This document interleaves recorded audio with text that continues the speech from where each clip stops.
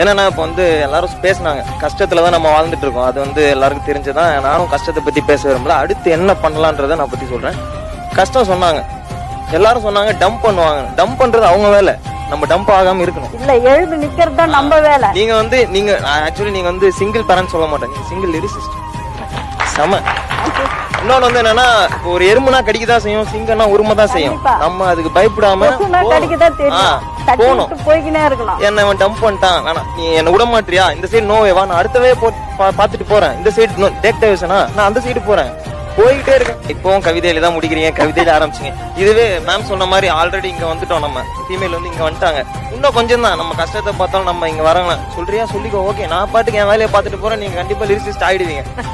அப்படி எழுதுறீங்க, செம்மையா இருக்கும். நம்ம யாரு குதிரை கடிவாளம் கட்டின மாதிரி நம்ம பாட்டுக்கு நம்ம ரோட்ல போயிட்டே இருப்போம். யார் பண்ணாலும் சரி ஓகே பண்ணிக்கோ, நான் பாட்டுக்கு என் ரூட்ல போறேன்னு சொல்லி ஒரு யங்ஸ்டரா நான் ஒரு இது சொல்றேன்.